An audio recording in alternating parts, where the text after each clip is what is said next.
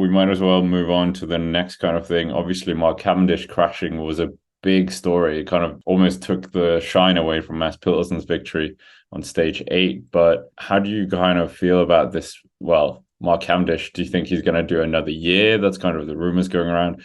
But do you also think now that the Merckx Cavendish record might not get broken by an rider? And if yes, who? And if yes, why will Pogacar break it?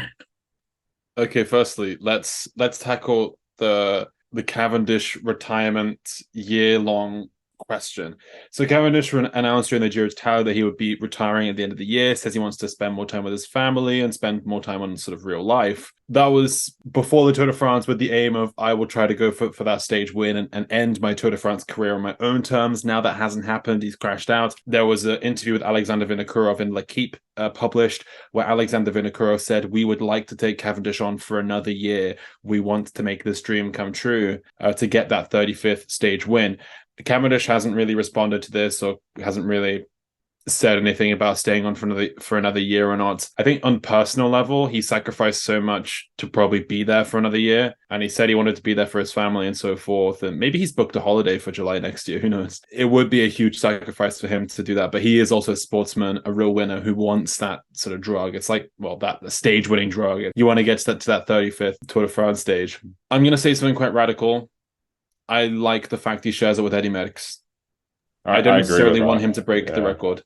I agree with that because they come to the top of that record from different ends, and but I think you're right. He is very competitive, and but you're right. Like it's not just that he just turns up to the tour. He has to do all the prep. He has to do the preseason training. He has to do all this just to get there. And if he's getting beaten by Jesper Philipsen, it's another year added to his career. How old is he now? 38, 39. So, yeah.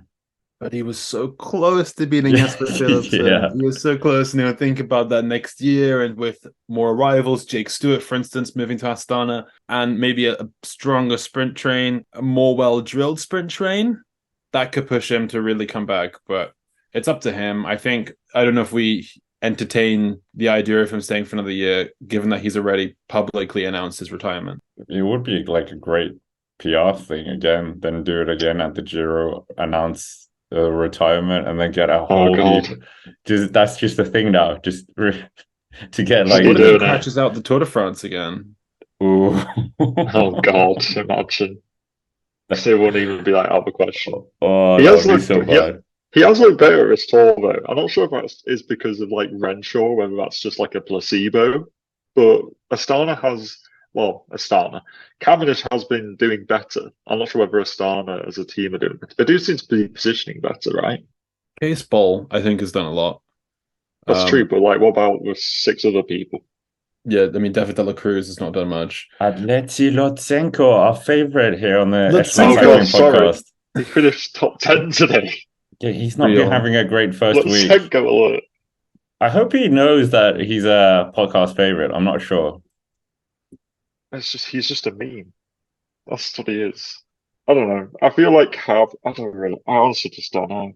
A part of me thinks that he's probably just gonna sack it off and just be like, no, I'm retiring anyway. I feel like he'll probably end up just retiring. I think that he was always kind of like, oh, I don't care about the record. I don't care about the record. But then he's come here trying to get the win. So obviously he does care to some extent. But I don't know whether he's just going to have like a change of heart and just be like, you know what? I'm sharing the record. It'll stand for probably like a decade at least more.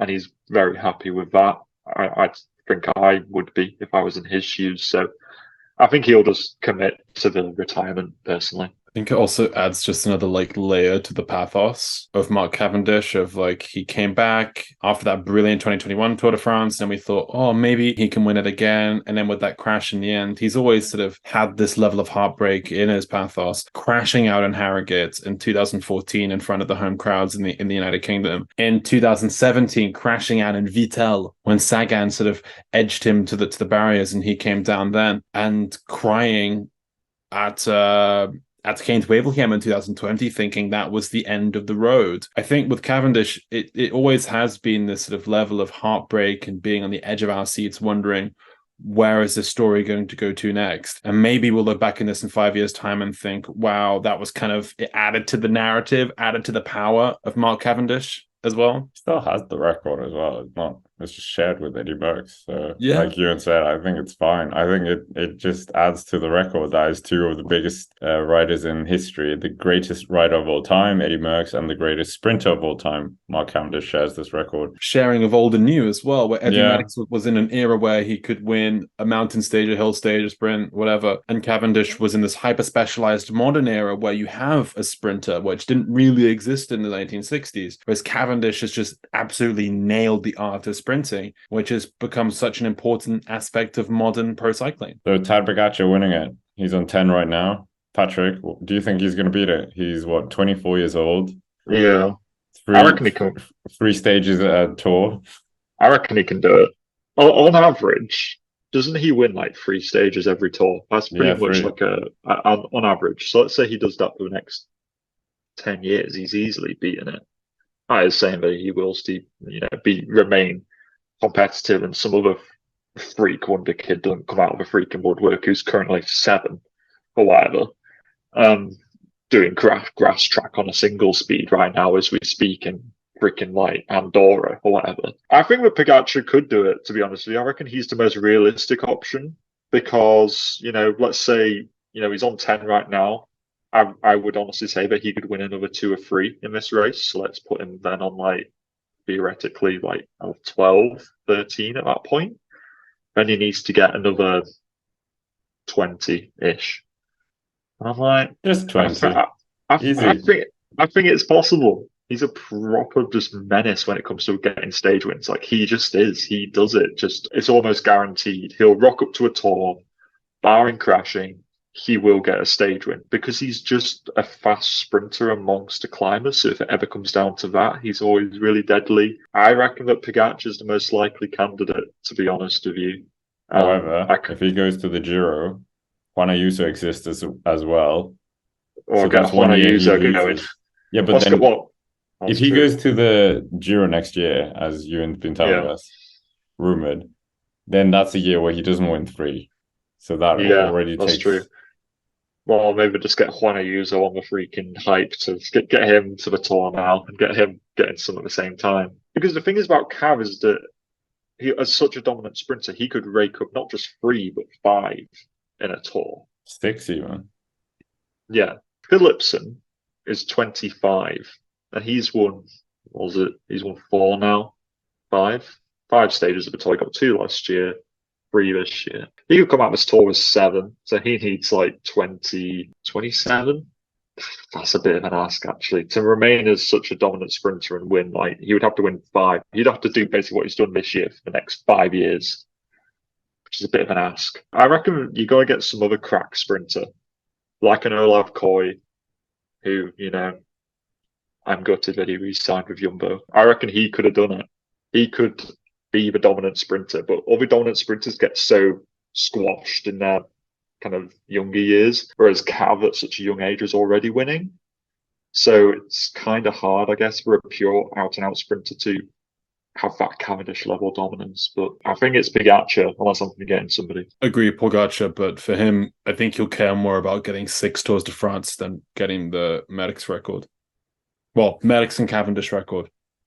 I think 14 stages is how much Cavendish had when he was Jasper Philipsen's age. Thereabouts. Yeah. So Philipsen's already needs to catch up. Cavendish also went until an old age. Yeah, that's true. Like he had a longer shelf life than most sprinters, which is to his advantage.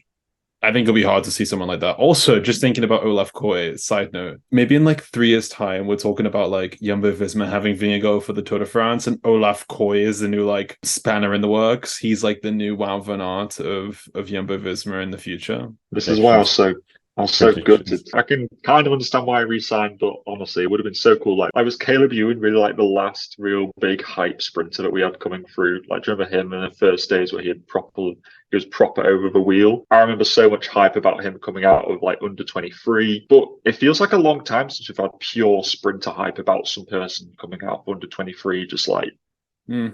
the Yeah, lead. Lee's probably got it now.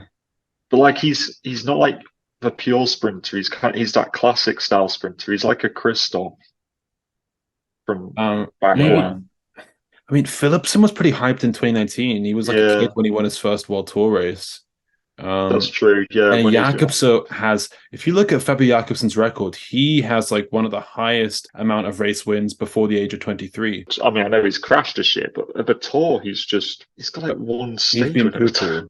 He's been poo-poo, poo-poo, It's like as it was has the Soudal tour. Quickstep. He just like the tour's just not his place. Like he absolutely smashed the Vuelta a couple of years ago. But like, And do you know why? why?